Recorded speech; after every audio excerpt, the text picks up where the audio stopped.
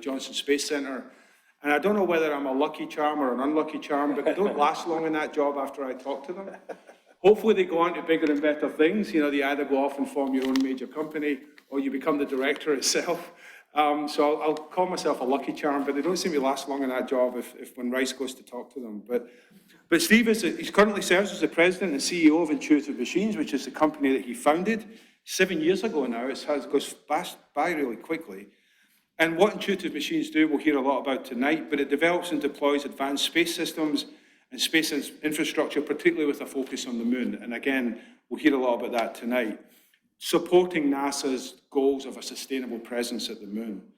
As I mentioned, he was the deputy director of NASA's Johnson Space Center, and in that role and roles prior to that, he led and directed human spaceflight architecting efforts, identifying affordable concepts, and you can define affordable differently if you're commercial or if you're NASA.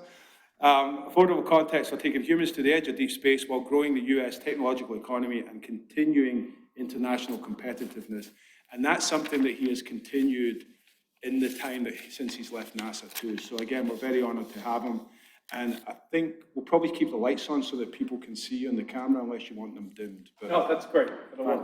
Then Steve, thank you very much. It's all yours. Please join me in welcoming Steve. Thank you, everybody. It's a pleasure to be here tonight. It's a really nice, relaxing venue. You know, you can have a beer outside before you get started. This is really nice. So the premise of the discussion I wanted to have tonight was a challenge that we're faced with in Intuitive Machines as a company, and that is challenged to return the United States to the moon for the first time in 50 years for less than $100 million and do it in 30 months. And so it is an intractable problem. It's an extraordinarily difficult problem.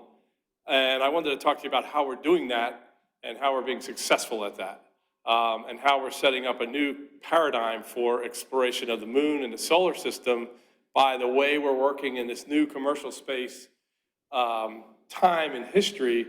And I'll share with you some of the things that are our internal secrets about how we do things, how we're able to make this work. How many people have noticed the phase of the moon tonight? What is it? Half moon, right? Half moon, right? It's beautiful, right? So this slide right here that you see, you know, one of the secrets we have in this idea of getting to the moon very rapidly and low cost and everything is about the workforce. It's about the talent. It's about how we feel inside and uniting our passion for space with a mission to the moon that's right in front of you. And every night, everyone in the company goes home and looks at the moon, and they look at the moon differently. They look at the moon that is attainable, like you could reach out and touch it. That spirit that is in our company is something that's palpable. You can feel it when you walk around. The energy, the enthusiasm, the urgency, that's one of the things. You get your workforce motivated, and off you go. You can almost do anything. It's limitless. So this is kind of me staring at the moon, I guess, or effigy of me. And I do look at the moon differently. I'll tell you one quick story. I was with chartered to do a human spaceflight architecture called the Gateway. Mark Jernigan, you remember that, right? And it's a current program of record. But we went around, we architected it at NASA, and we went around the world trying to sell it to all of the international partners for the International Space Station and say, get your organizations aligned up to put a long-distance spacecraft or space station 60,000 kilometers behind the moon at Lagrange point 2, Earth, Moon, Lagrange, L2. And so we did this, and we started in Paris, and we had the Japanese, and we had the Russians, and we had the ESA, the Europeans, and the Germans, and the Japanese. And we presented this concept of staying outside the gravity well and being behind the moon. And it was snowing, beautiful in Paris. We had worked all day, you know, stopped and had some wine and cheese at the end of the day, and then took a stroll through Paris, and we walked by Notre Dame. And there, the 10 of us who were presenting this are staring at Notre Dame, and there's a full moon, and it's snowing outside. And I turned to him and I said, we're the only people on Earth thinking about going 60,000 kilometers beyond the moon at this moment in history. That one is quite compelling, and that's how that passion comes out when we're thinking and talking about the moon, and I've never looked at the moon the same ever since that whole effort, and it's now, leaving NASA, I formed a company that now we're able to go to the moon, and it's right there in front of us, and I'll talk about it. So, next one, I wanted to show you a video, a short video, well, maybe it's 3 minutes long, but it seems a little bit longer when you let it unfold, to give you the ethos of Intuitive Machines. You know, how it feels inside the company, what it looks like, how people are working. And this was the time when Spaceport Houston agreed, the city council approved to fund a $40 million building for Intuitive Machines to expand. That was you, Dave. Right. So to have Intuitive Machines expand into a brand new 125,000 square foot facility on Spaceport Houston. And it gives you I speak at thanking the city council and everything, and a number of people got up and spoke. And it just gives you a sense of how our company formed. So take a look and a listen. On behalf of Intuitive Machines, what a proud day for us today. Thank you for being here for the announcement of yet another big day for Space City. They're going to the moon with a purpose. Congratulations, Steve, to you and your team at Intuitive Machines.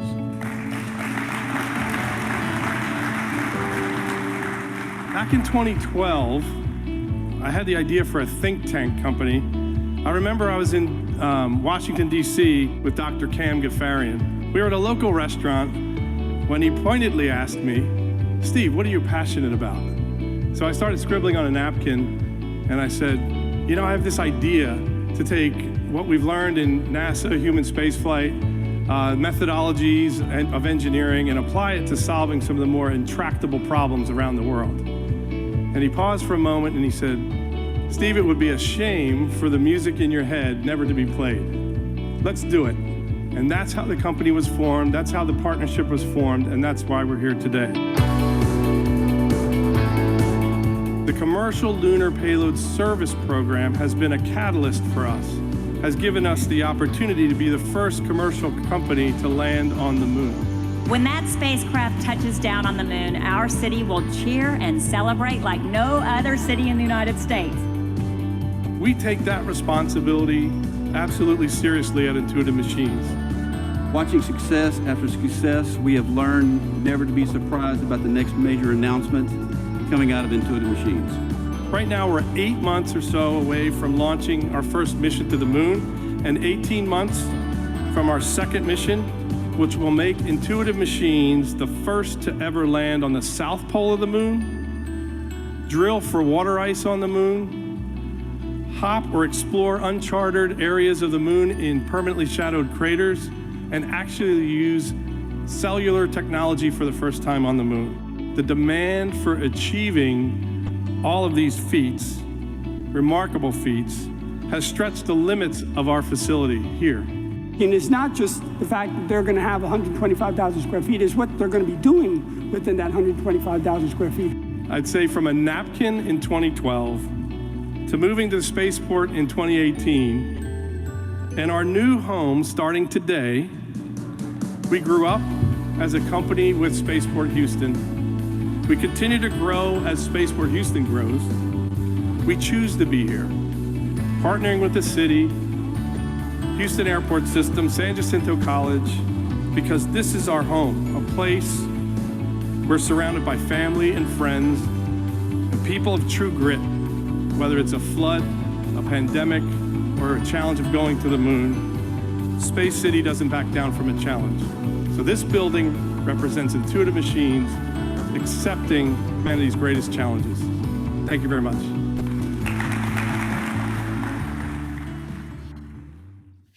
So it was very nice. The city council came out.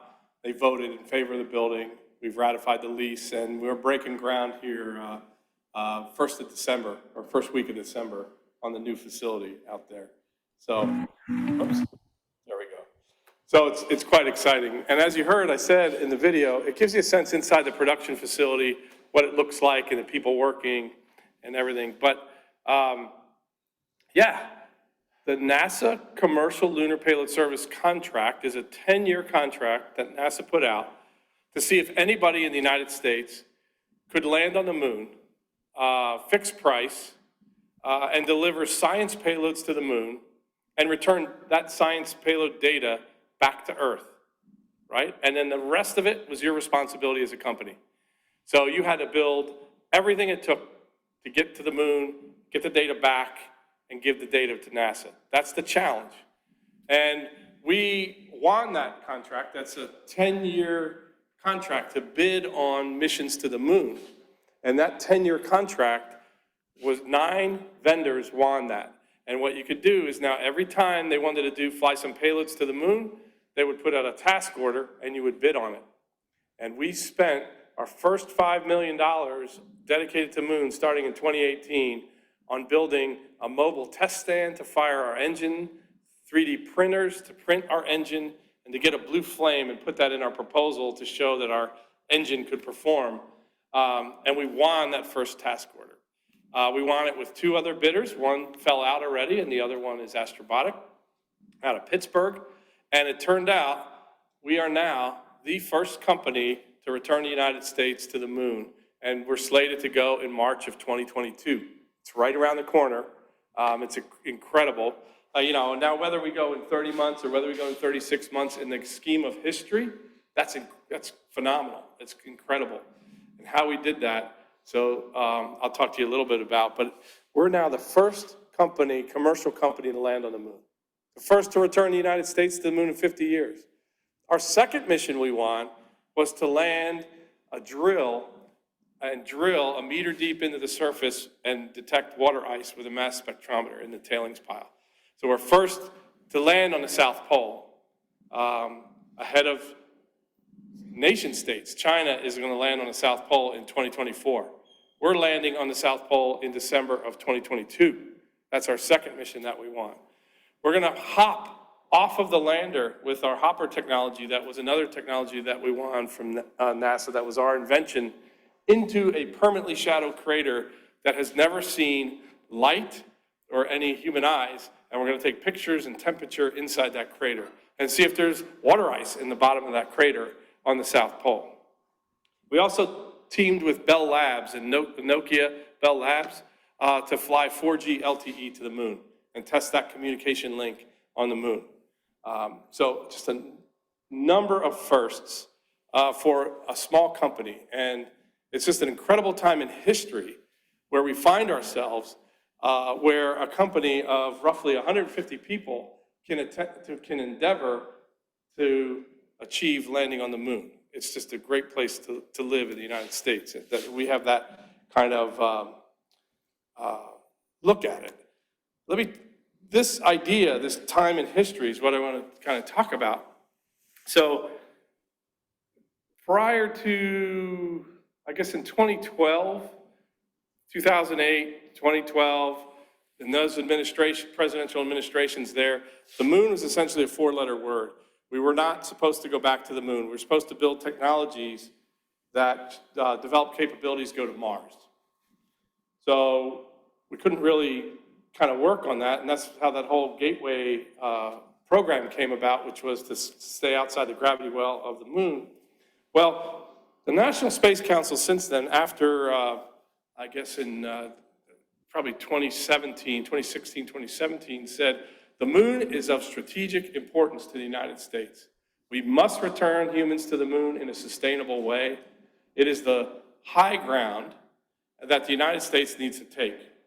No other country should have that, because the United States should own the values, the behaviors, the practices of how to deal peacefully in outer space. And you do that by demonstrating technical prowess to own the high ground, to land on the moon, orbit the moon, live and work on the moon, right? So that was a National Space Council imperative.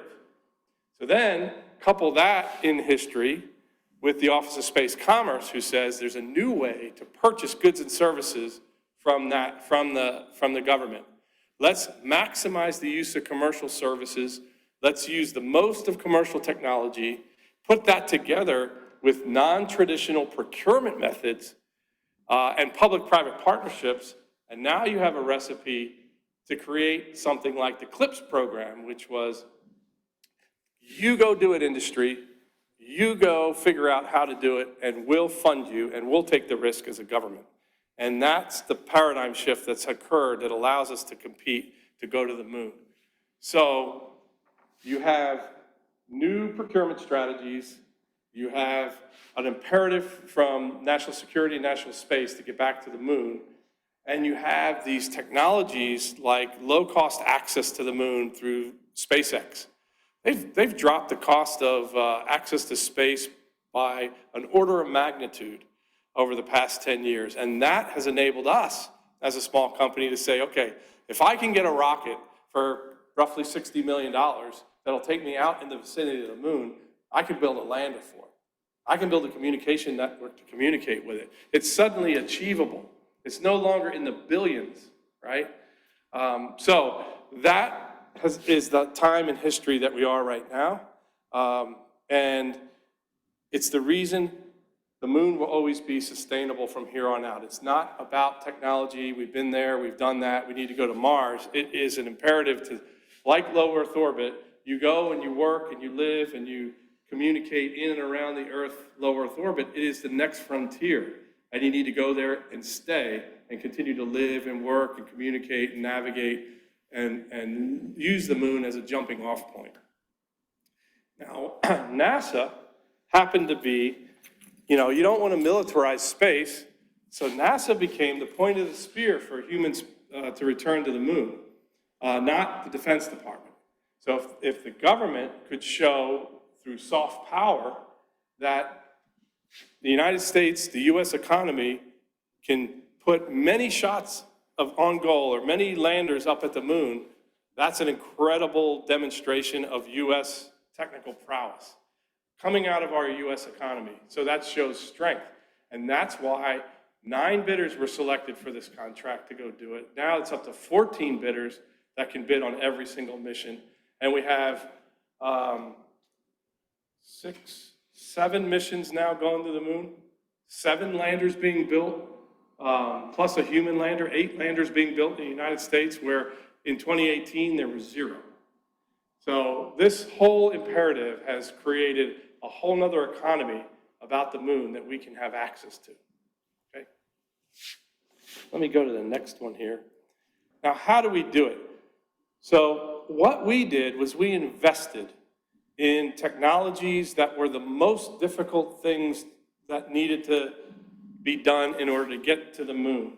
So by vertically integrating those, we now are not reliant on third-party vendors or other vendors who might have supply chain issues. They're in-house. So our propulsion system, if you're going to fly a spacecraft, you got to own your propulsion system because propulsion's hard.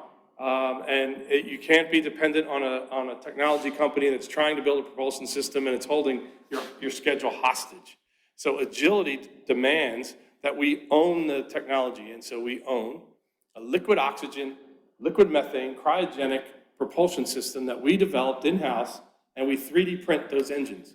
The igniter, the injector, the combustion chamber, all of that we 3D print. And we test it, and we test it right at the spaceport. I actually have a video to show you that engine being tested out at Spaceport Houston on Ellington Field. Actually, Byron was there for one of the tests, right? So, cool, very loud. Very cool, very loud, yeah. So optical navigation. There is no GPS around the moon. So we invested in precision landing and hazard avoidance technology that would allow us to land with about 50 meters accuracy on the moon. So that's pretty incredible. And so we've been developing optical navigation techniques, synthetic imagery, natural features recognition, compare a little bit with the maps coming out of the Lunar Reconnaissance Orbiter, and the rest is like delta position. As you see the craters move and you measure your velocity with accuracy, you can tell where you are. And then you can actually see, our system can see 10-degree slopes and above, and 10-centimeter boulders, size of a bowling ball, and above. So we know we can land on a slope of less than 10 degrees and less than 10-centimeter boulders, and our lander was designed that way. So that we're the only company that actually has that precision landing and hazard avoidance technology. The other interesting thing, well, I'll get on the next chart about our lunar communications network, but I'll talk about it, our ability to rendezvous, capture, and do proximity operations and capture in and around the moon from orbit to orbiting bodies and landers, like to put those together in space. We have that technology, we have Earth entry vehicle technology. So these are the things you can't buy in the market, and you have to develop the skills and create those skills. So I talked about passion and mission and putting those together. Now you put those together with technology to create that agility, right? And we're seeing that we're 3 to 5 times faster than government programs, than other big aerospace programs. The lunar communications, for example, the Deep Space Network was actually been under study for 10 years on how to upgrade that for a lunar distance network to communicate with the Earth dishes to the moon, right? It's still not in place. There's still not an upgrade to the Deep Space Network. And in 2 years, we've built and went around the world, and we have 6 antennas around the world now, anywhere from 18 meters to 64 meters, big radio astronomy dishes. We contracted with each of them, 3 in the northern hemisphere, 3 in the southern hemisphere, to actually communicate at lunar distance. So we essentially built our own mini Apollo program. We build our own lander, we put it on the rocket that we buy, and we communicate back as we fly that mission back to our own commercial lunar network. And so it's just chipping away at the problem and saying, that you got to solve this if you're going to get to the moon in the next 30 months. I'll talk more about that on the next slide.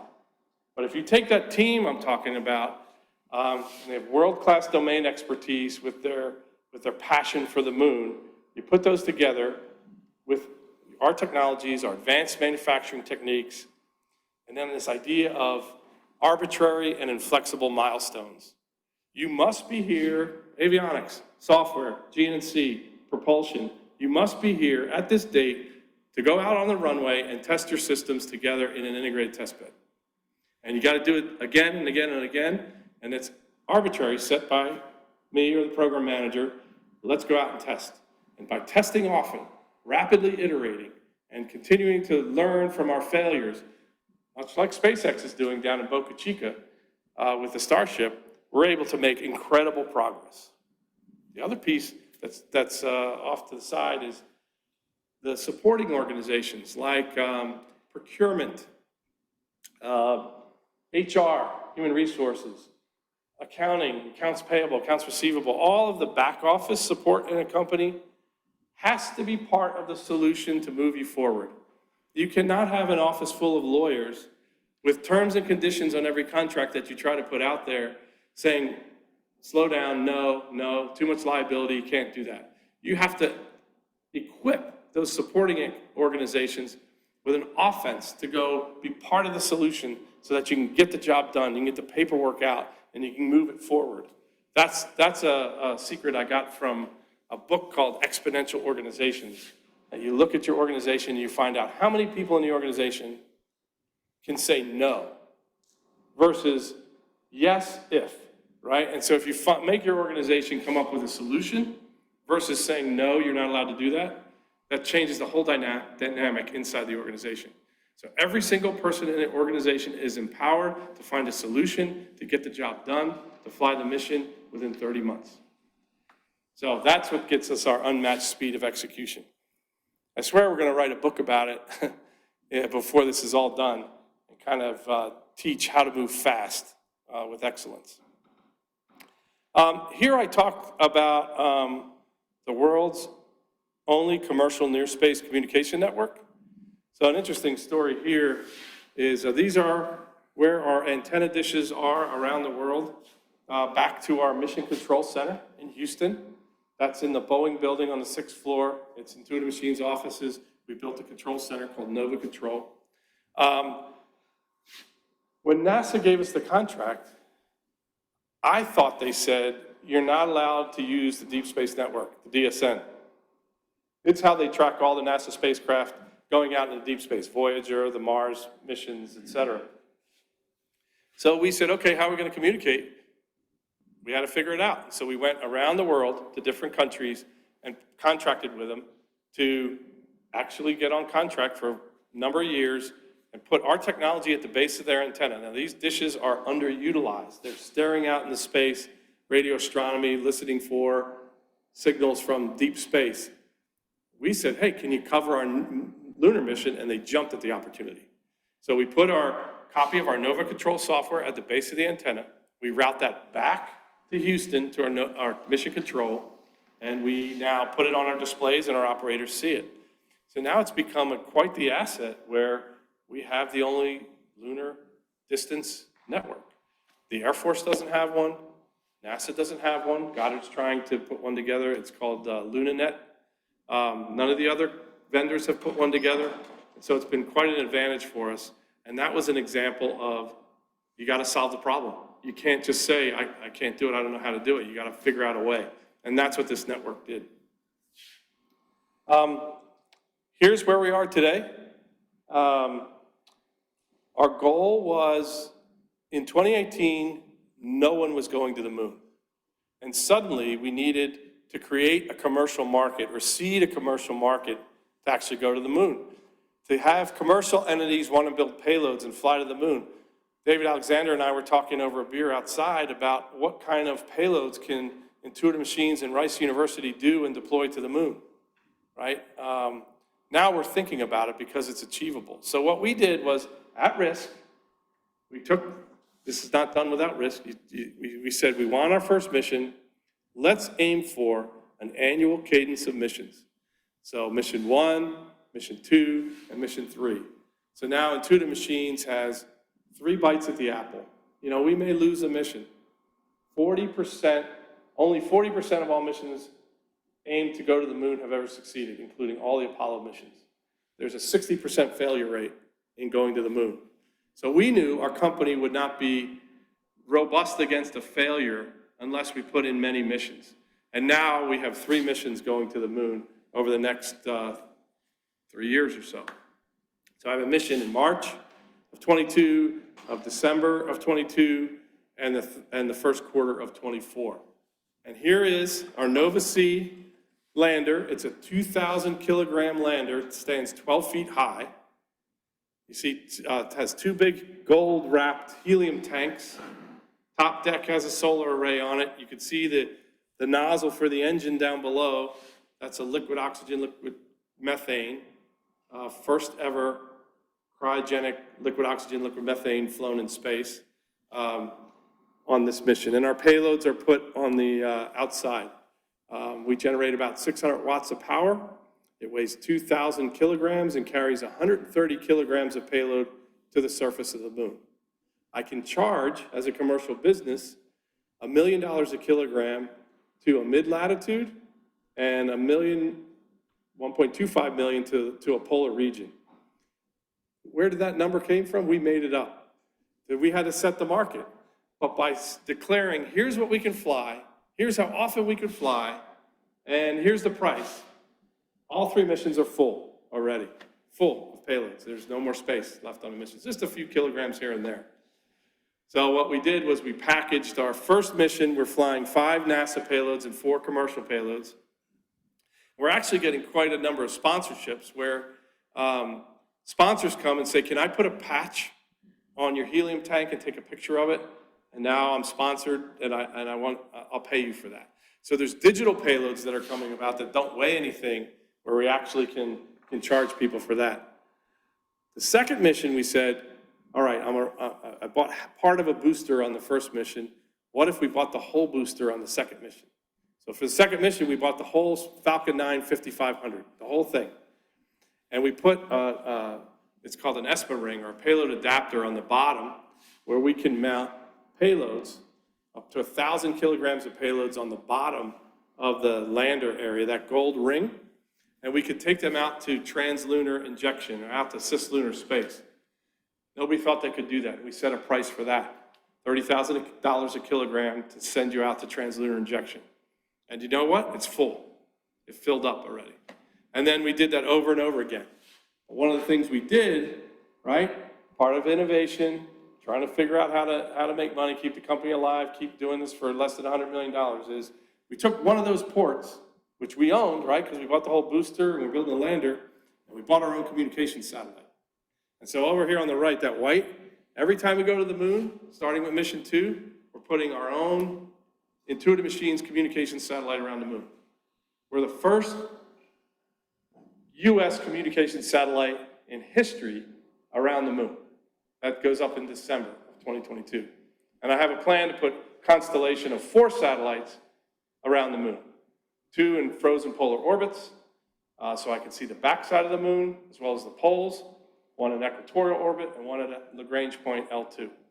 And we'll own communications around the moon, as well as our own GPS constellation around the moon, so that we have navigation, communications in the vicinity of the moon, back to Earth, and landing on the moon anywhere, access to land anywhere on the moon. All out of the first task order that came from NASA to land on the moon within 30 months for less than $100 million. And built this whole market is now coming alive as a result of it. It's extraordinarily exciting.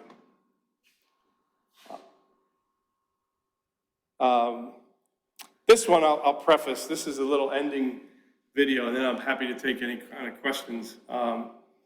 So how do you do this? So we started with, oh my God, how are we going to compete and build a lander? Somebody actually came to our offices, and we didn't even know about this CLIPS program, and they said, you know what? You're the best lander company in the country today. And we said, what? We're working on oil and gas projects, we're working on medical devices, and we're working on some aerospace service contracts.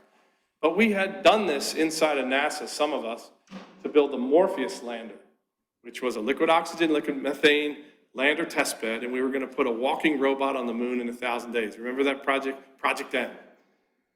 And so the people from NASA knew that we had been thinking about putting a lander on the moon, and so they said, you should bid on this. So we looked at it and we said, yes. We invested in ourselves and bid on it. And we realized we don't have any money. How are we going to do this? How are we going to win this? So I scraped up about $5 million. And we said, we can't build, we need to get to blue flame.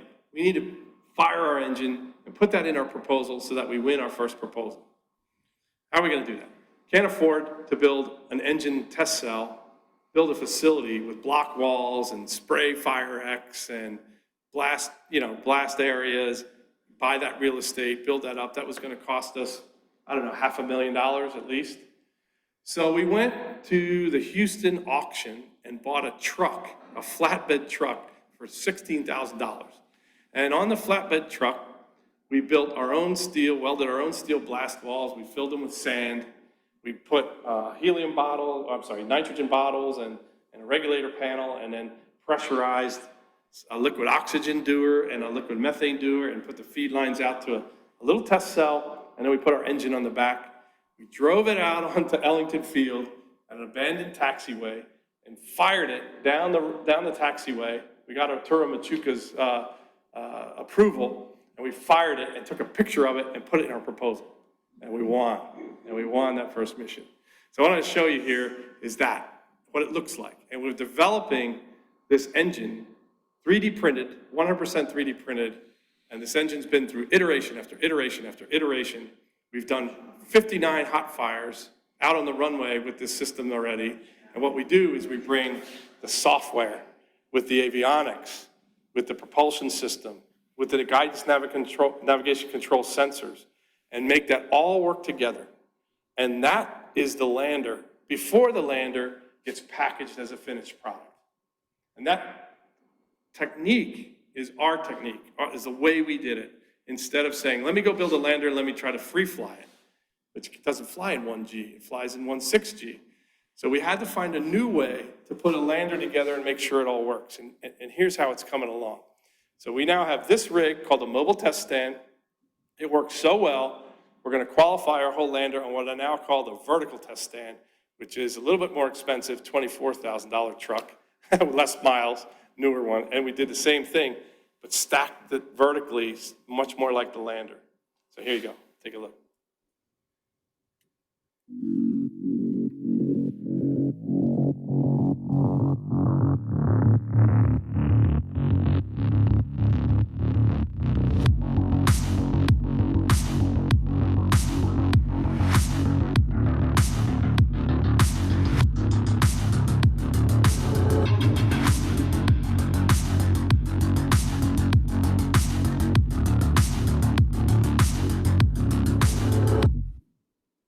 There you go.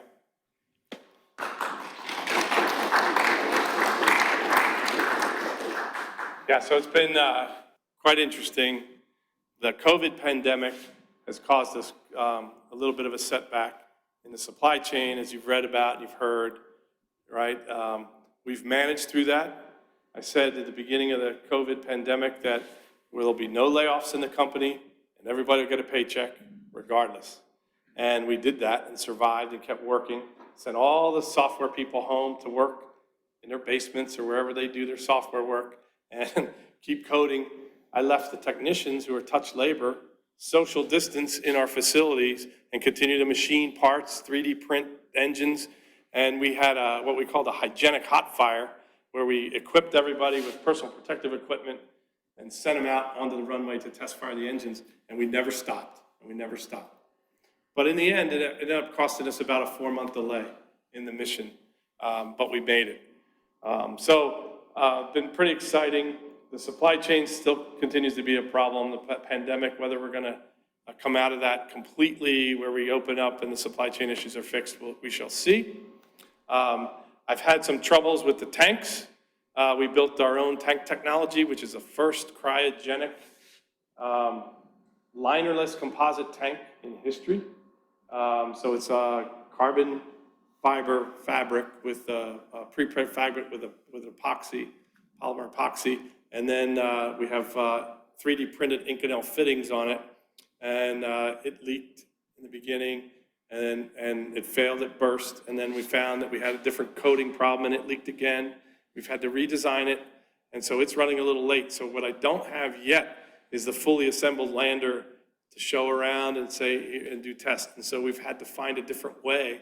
And that's by building another qualification test rig called the vertical test stand, much like the one you saw there. So we're making quite a bit of progress. I have an announcement next week. I can't say it today because we still have to wait until we get the official go-ahead. But things are moving forward and the future is very bright for Intuitive Machines. And I want you to leave here today, but I'm happy to answer questions. Always looking up at the moon with a little bit of different perspective, thinking about, that's attainable. That, if you put your mind to it with limitless thinking, you too can achieve something like landing on a moon for the first time for the United States in 50 years. So thank you for your patience and your time. Happy to answer any questions. So I'm not exactly a country western fan, but we do have this quote that we use is, how can the sky be the limit when there's footprints on the moon? And I think there's going to be more footprints on the moon. Before I get to questions though, I want to thank you very much for that. We have a bit of time.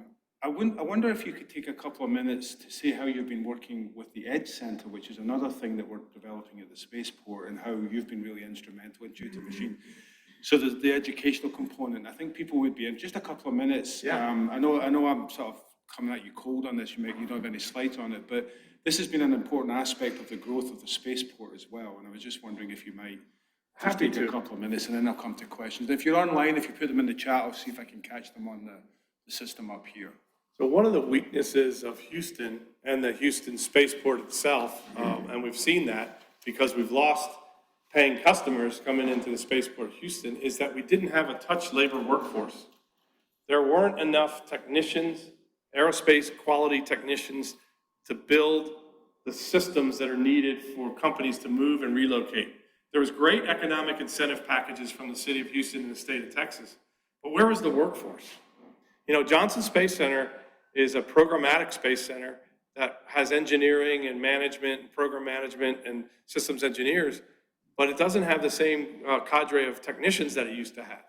And all the spacecraft and space systems are not built here in Clear Lake or Houston. So there's a dearth of touch labor. So what we found was other states were offering a robust workforce with facilities and incentives. And so Mario Diaz and Arturo Machuca, David, and some others, including Dr. Brenda Hallier from San Jacinto Community College, went on a tour and looked at a number of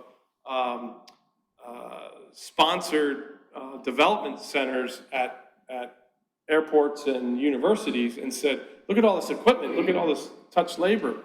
And so they came back committed to building a program to train aerospace technicians. And I chair that program, that advisory board, industry advisory board for San Jacinto Community College.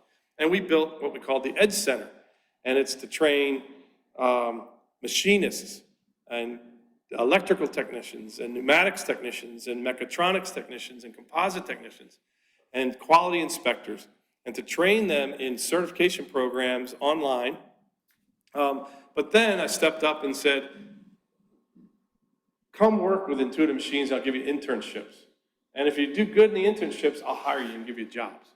And we encouraged the whole advisory board to do that, the industry advisory board to do the same thing. And so now we have a fully operational training program where we're training these technicians. Actually, I share some of our senior machinists and technicians to actually go in and act as faculty to teach the students, and then we do an internship, and then we hire them. And I've hired the first 6 out of the program already are in the company with who and if you listen to them, they say, I never imagined in my life I'd be working on something, a piece of hardware that's actually going to the moon. And it's changed their whole life and their whole perspective. And so it's a wonderful program. We coexist in the first building, the building you saw in the first video, the Spaceport building, where Intuitive Machines is right alongside San Jacinto Community College. And that is really a special thing. So we actually created the first ever operational spaceport by putting industry with academia and the government and put that together with economic development. So it's quite impressive. Yeah. It's another part of the gap that was needed filled to be able to do all this stuff, you know. Yeah.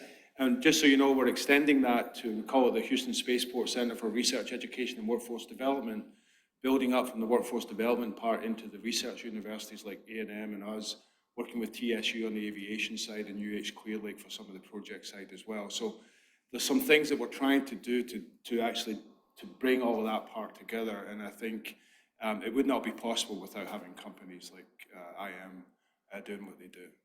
So we have a question, very keen at the back. If you don't, maybe speak up since. When do we anticipate to send humans to the moon for like $400 to $500 price of an airline ticket? Oh, geez, don't know that's in our near future. NASA has a program or a series of programs under the Altemus construct, which is called. Altemus is to return humans in a sustainable way to the moon. It was slated for 2024, although the House and the Senate did not provide the appropriation necessary to fund all the equipment that was necessary. So now I think Administrator Senator Nelson came out and said 2025, but they awarded SpaceX the human lander system, and they're about to come out with a spacesuit procurement. So we'll see. So 2030? Yeah, 2028, 2030 probably. Also, when do we anticipate for humans to be able to live on the moon? I think it's first steps are to get boots on the moon. So the precursor is small, relatively small, 2,000 kilogram autonomous robotic lander landing on the moon with ease, frequency every year. That's what I presented. Building 2 boots on the moon, and then prospecting on the moon, in situ resource utilization on the moon, habitats on the moon. That's all in the roadmap, and it'll go as fast as it's funded. So it could be 2040 or so, or later. It depends on the funding that's going to come from the U.S. government. It's going to take billions and billions and billions. Yes, sir. What sort of pressure are you bringing in your wireless propellant tank? What's the maximum pressure that you, Yeah, so our operating pressure on the tank is about 300 PSI. We lift off from the pad at like about 50 PSI, so it's not very hazardous on the pad. But once we get, going after the high vibe environment of launch, we'll pressurize the tank to about 300 PSI. We use 6,000 PSI helium to pressurize the cryogens. And then, so it's pressurized blowdown system with film-cooled engine. So that's where we're operating. I have two questions. First question, have you thought about selling data as a service, using your data assets? Is that in your strategy? Absolutely. We went in and looked at and creating data plans that says you can buy, what is it? Let me get the megabytes or gigabytes. I think it's megabytes. 8 megabytes of data per day for 7 days for a certain price. Here's your antenna cutouts. We have a whole program to sell that data back to any of the other vendors that are flying to the moon, or even if you wanted NASA or the Space Force wanted to buy our network and use it interoperably with their networks. And you have agreements so that your dish providers will let you have as much bandwidth? Yep. Not as much as we want, but fit within their available bandwidth. Yeah. The second question was, do you have plans for scale up to a much larger payload delivery to the moon, or are you going to just stay in this niche? Great question, and actually we're moving from Nova C, which C is Roman numeral for 100. We have Nova D, 500, and Nova M, which is 1,000, right? So that was the rough nomenclature. So we use the same core avionics, power system, GNC, flight software. It's all the same. Structure changes. Same propulsion system, but it's scalable. So we moved from taking about 130 kilograms per mission to 500 to 750 kilograms of payload per mission. That's Nova D, to about 3.5 metric tons in Nova M. And so we have a family of landers, Nova C, Nova D, Nova M, and the propulsion technology has already been scaled for Nova D and Nova M. So we took the engine, which is about a 900-pound thrust engine, and we've scaled it already to a 3,500-pound engine. And it's the same design, it just scales up with different 3D printing parameters. So yes, we plan to be a cargo delivery service, not just a science instrument service. I was waiting for Supernova. This is an easy one. Can you repeat the name of that education program? And does it result in a 2-year degree, associate's degree? It's a certificate program. We go online and there's we built as the industry advisory panel, the curriculum that you would get, including core skills like communications and resume writing and things like that, as well as safety, quality, and then how do you run a CNC machine? How do you run a tube bender? Things like that. But it's called the EDGE Center, San Jacinto Community College EDGE Center. Yeah. You're welcome. Yeah, and there's also some of the conversations are about bespoke courses. I mean, so the fundamentals are there, again, through the committee that Steve heads up. But as with some of the places we visited, one of the things they do is work with specific companies and design bespoke collection of, bespoke's a very British term, right? But basically customized programs building on some of the modular stuff that's there. So, I mean, because of the pandemic, the growth and the expected growth in the student body hasn't been as fast as we'd like, but that's picking up. I think, Ginny, you tell me there's a question online. Thank you very much. So this is from Pedro Blanco. It's great to know that your company, I should probably read this ahead of time just in case. Yeah, just in case there's a simple word in there. It's great to know that your company is collaborating to have the education programs in aerospace skills. how other professionals, not at the moment in the aerospace industry, but can learn. How can other professionals, not in the aerospace industry currently, how can they collaborate? I would clean windows at your facility just to be involved in a lunar exploration commercial project. That's awesome. Yeah, I can answer a couple different ways.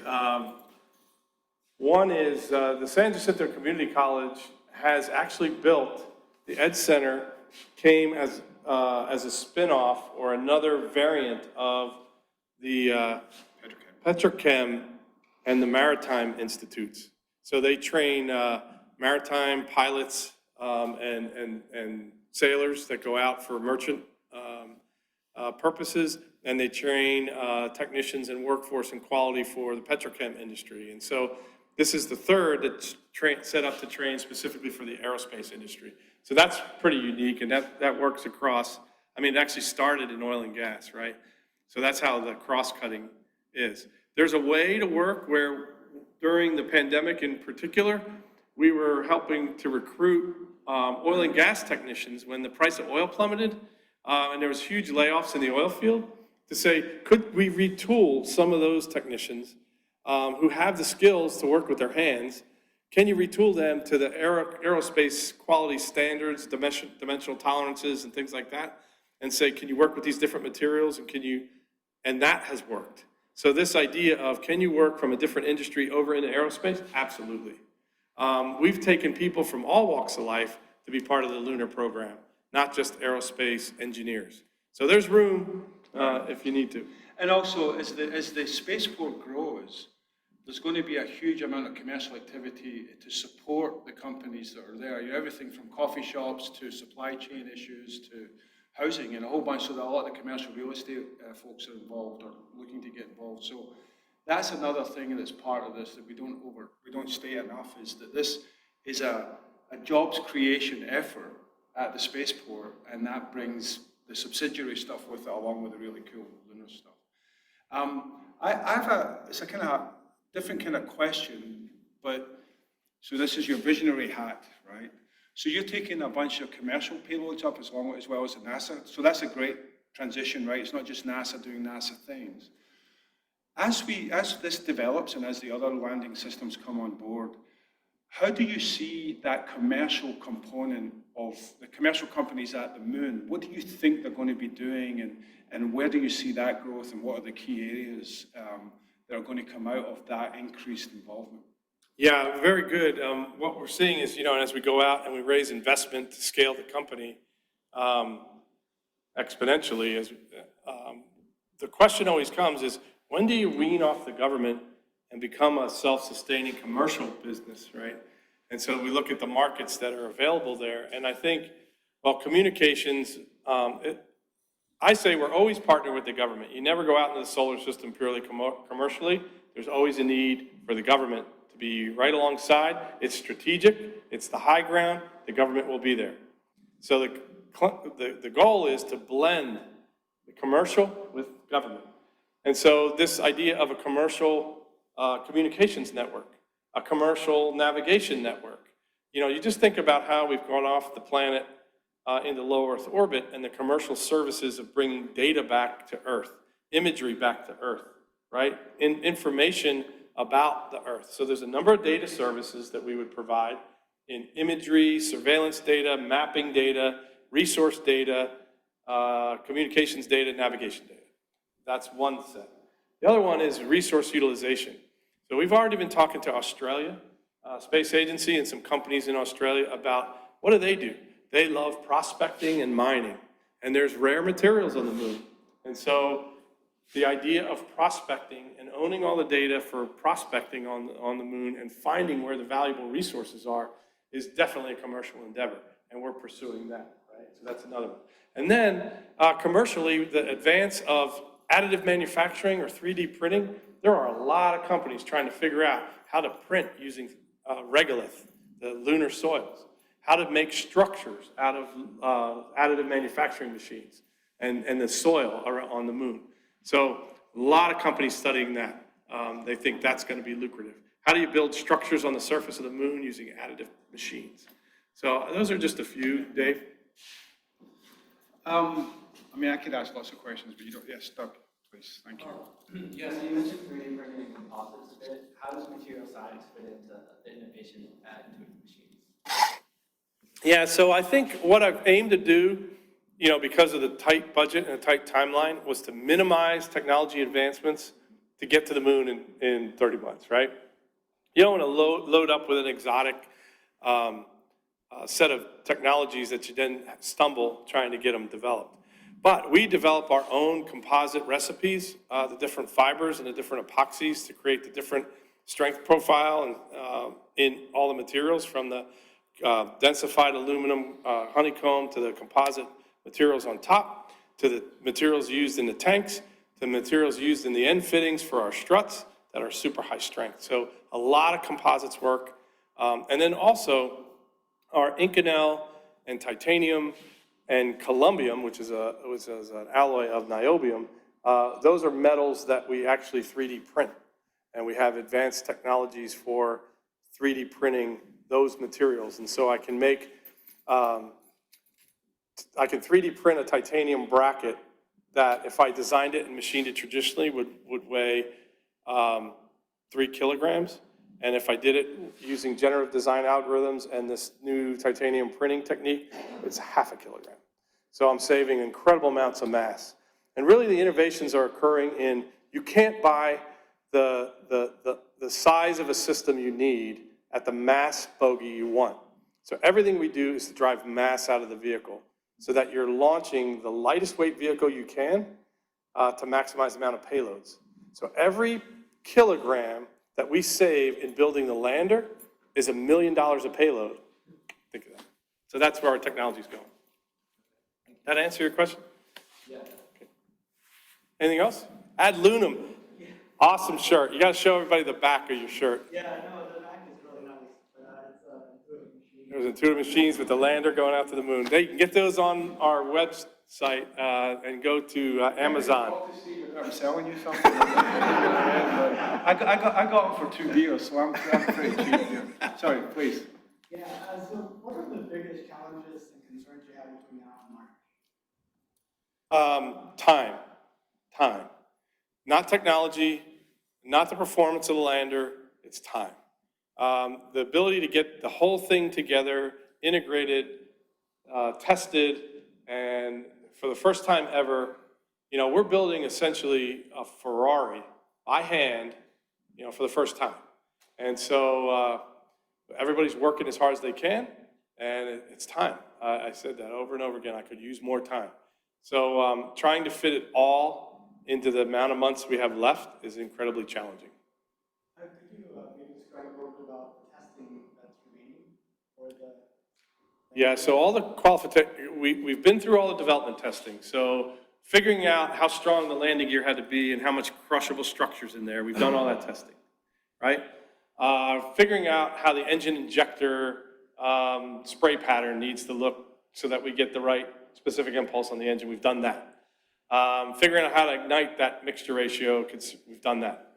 But now what you have to do is you have to put the flight components together. So all the boards, we buy a flight computer, but all the controllers we build ourselves, making sure there's no spurious signals, turning it around and building the flight design, and then testing that flight design in an integrated environment with the right cabling, with the right software, get the right signals, and all the signal noise that comes with it, in the right ground plane, to get the signal out, to get the end effector to move, to get it all performing. That's the testing that we're doing now, bringing out all those bugs. So did you get an agreement from NASA to use the chambers for testing? No, I don't need them. We're not using NASA for any of that stuff. What I did was I have a Space Act agreement with NASA where I borrowed the Morpheus tanks, which are LOX methane aluminum tanks, because the composite tanks had to get through a redesign.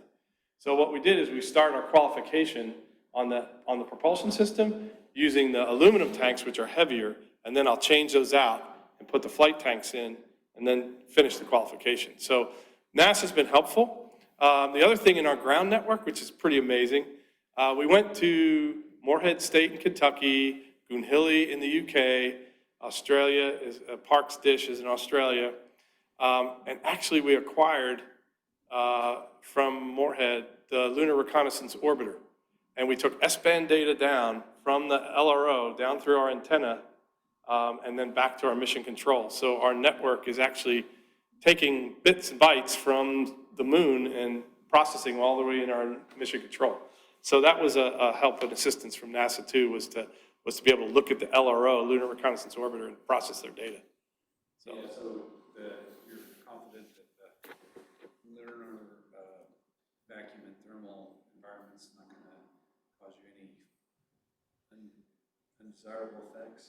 We are doing the EMI, EMC, thermovac testing, but we don't need the NASA chambers. Oh, okay. Right? We're using vendor-supplied chambers. Okay. Yeah. So we're still doing the testing though, for sure. Steve, I forgot when Doug asked his question, these three here are students who are working on the first student-developed CubeSat for RISE. We had a different CLIPS program than NASA CubeSat Launch Initiative. LSAT 1, LSAT 2, they want to be a lunar orbiting CubeSat. Oh, really? I don't know if these guys will be here, but it'll be the next generation of students that they bring through, so we know who to talk to. Go ahead. Yeah, along those lines, how have you and how are you currently integrating the different systems on your lander? Did you define different sub-modules so that you can test individual modules and then integrate them? Did you follow any specific strategies, such as what NASA does, for example? Right, yes, great question. So what we've done is we follow the Goddard Space Flight Center gold rules, which are rules of thumb for mass, power, growth, and that. We've also follow a tailored version of 7120.5, which is the Program Project Management Handbook, and the 7123, which is the SCNI, Systems Engineering Integration Handbook. But what was really beneficial is that having come personally from human spaceflight, 25 years in human spaceflight, I think we as a company and individuals know where to trim those documents. And so we know where you can take the risk and where you shouldn't take the risk, right? So then what we do is we go in there and say, all right, we know every cable needs a continuity check, needs a high pot test, right? And so then we'll say, okay, here's a work package with a spine or a panel that has little boxes on it with the cable harnesses, and then that'll be tested as a unit before it goes on the vehicle. Right. So we have these sub-assemblies that we put together. All the helium legs are tested and leak checked, and all the orbital welds are checked before that gets into a final assembly. If all of the subsystems rely on the inputs and the outputs of the others, because it's an integrated lander, how do you make that decision of what defines that subsystem? Where do you draw the line? Yeah, so what you find is, here's a subsystem that says all the common data handling is here and all the controllers that go here. And then you look at each system as what it traditionally should look at. But then what you'll find is there's touch points that aren't covered by either system, and you have to highlight those early on in the design and say, how are we handling this function? So we came up with, okay, you got a flight computer, right? That's got to drive an engine actuator or a throttle valve. Well, who's stewarding the commands between the flight computer and that controller that controls that actuator or that valve? We came up with a new component that was a main engine controller that had to process those signals coupled with all the pressure and the temperature transducers, put that all together, and make decisions to move those actuators or throttle valves or whatever we're doing. And we identified nobody had that responsibility. So we had to go put that in. So it takes careful architecting of the design at the very beginning to make sure all those functions are assigned. And then when you test them, just because you've tested at a subsystem doesn't mean they're plug in. Even if you have that interface specified, they won't come together naturally. There'll be problems there, right? But if you test early and often, you could wring out, whether it's on the software or the hardware side. But if you do integrated testing much later at the lander level, you struggle forever trying to decide which side of the fence that problem is occurring. Too many unknowns there. Yeah, yeah. If you remember the payload design class, it was it's the ICD that you always have to worry about, right? Interface control documents, which is will kill you. We have another question from Ali, or not another question from Ali, but another question online from Ali. Excellent work. My question is about spaceports. What infrastructure resources are needed in spaceports other than the workforce to match the growth in aerospace applications? That's a great question. In our building that we're building, the brand new Intuitive Machines building at Spaceport Houston, we're building a production facility. What you need to do in order to build space systems is you need a technical facility, not just office space. So we have bridge and trolley cranes, we have composites labs, we have communications labs, we have avionics labs, we have bonded storage, we have clean rooms, right? We flatbed trucks. Flatbed trucks, right? So you need the facility to be a technical facility that can handle the movement of heavy equipment, of storage, of logistics, of all of those things, and that's what a spaceport needs. It needs more than office buildings. It needs the ability to bring people together, to take their ideas and turn them into real hardware and software. That's what I envision a spaceport being. And then the other piece is these collaboration areas where you can actually bring researchers together, and researchers and scientists and engineers and technicians can come together and learn from each other.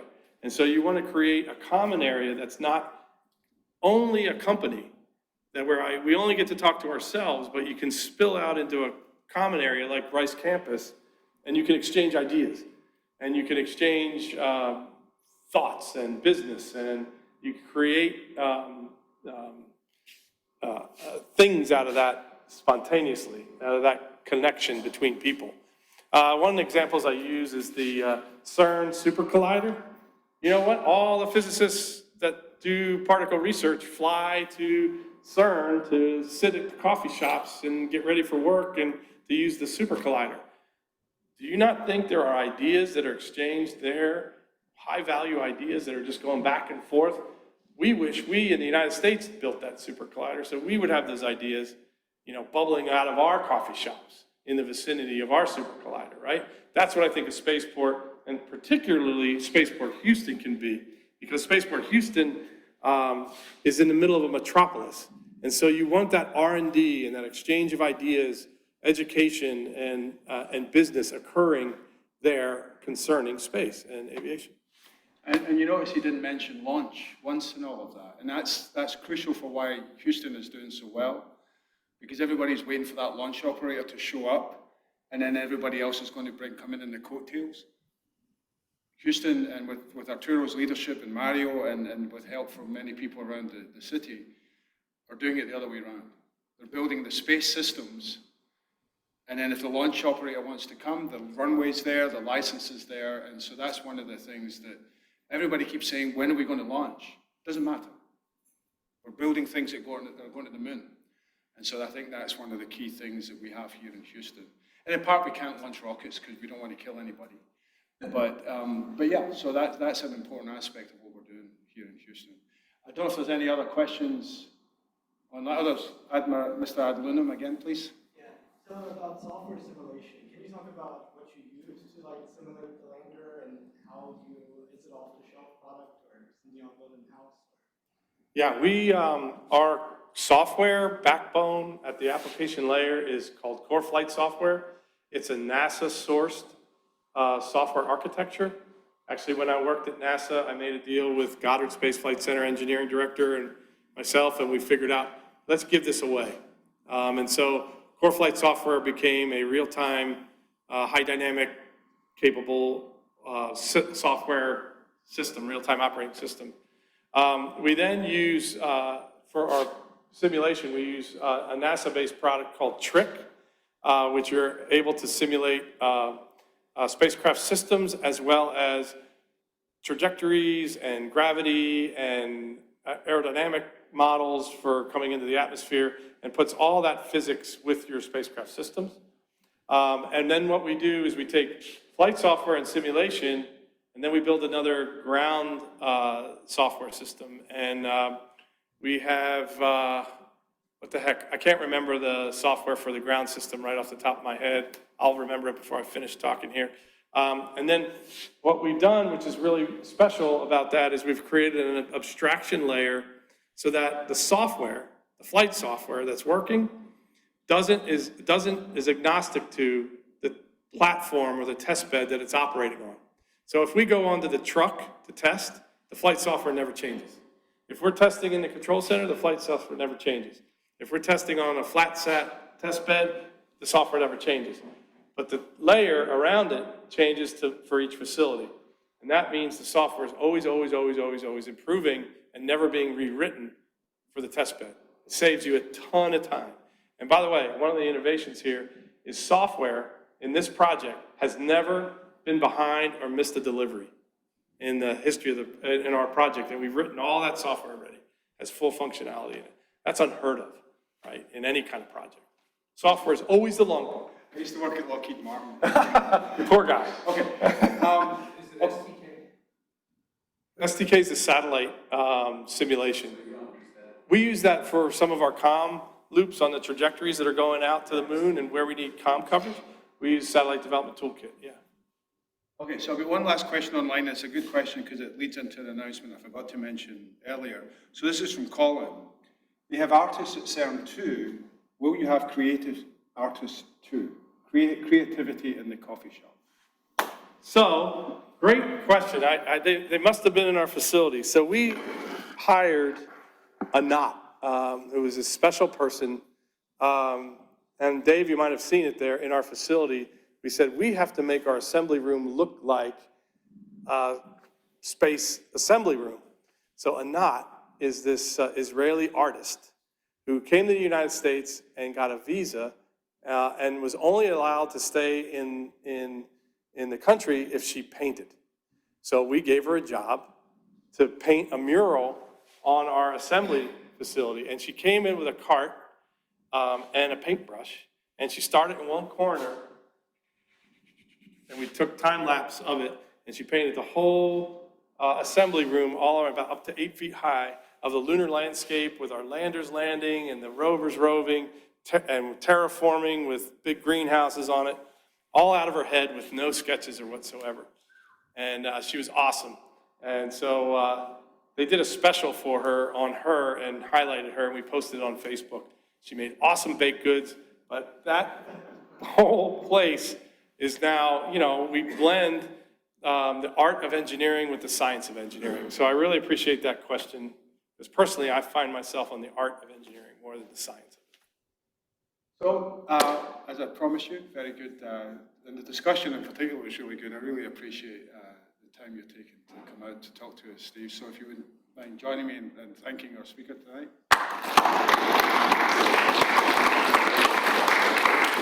Speaking about art, it turns out in the last couple of weeks I've had a whole bunch of artists approach me for various things, from different countries actually, because space is actually generating a lot of real interest.